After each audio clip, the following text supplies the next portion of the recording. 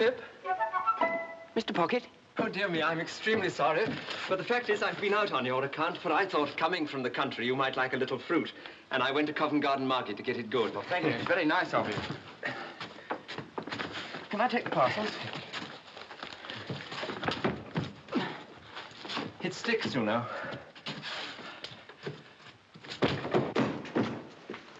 Pray come in. Now, this is the sitting room. Rather musty, but Barnard's is musty. I'm afraid I'm rather bare here. Now, that's my little bedroom, and this is your room. Come in. Oh, it's very nice. The furniture's specially hired for the occasion. Oh, I hope that... Dear me, I beg your pardon. You're holding the fruit all this time. I feel quite ashamed. You'll be very quiet here, and we shall be alone together. But I dare say we shan't fight. Fight? Fight? I knew I'd seen you somewhere before. You're the pale young gentleman from Miss Havisham's. Bless me, and you are the prowling boy. The idea of it's being you. Well, the idea of it's being you. I hope you've forgiven me for having knocked you about so. Oh, of course. You hadn't come into your good fortune at that time, had you? No. I was rather on the lookout for a good fortune then. Indeed? If Miss Havisham had taken a liking to me, I suppose I should have been provided for. But perhaps even I should have been engaged to Estella.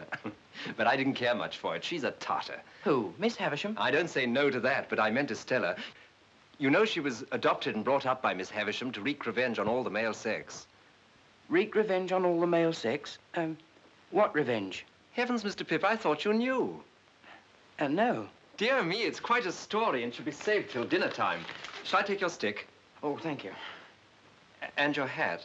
Oh.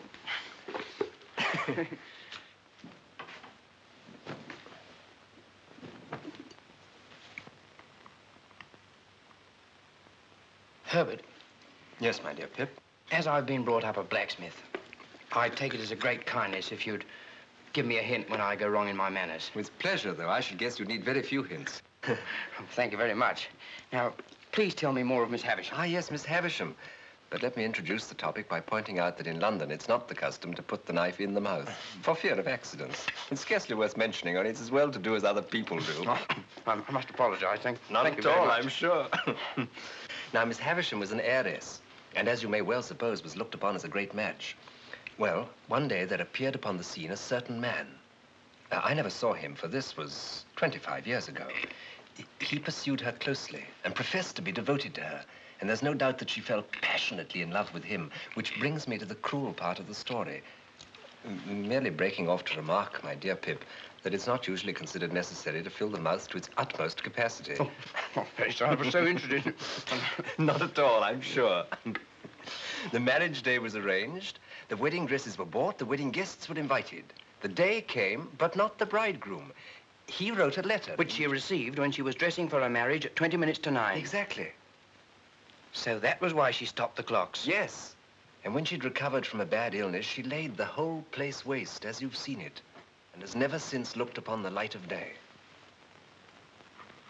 Herbert, you said that Estella was not related to Miss Havisham, but only adopted. When adopted? There's always been an Estella since I've heard of a Miss Havisham. I know no more. So, Pip, all I know of Miss Havisham, you know. Well, let's change to brighter prospects.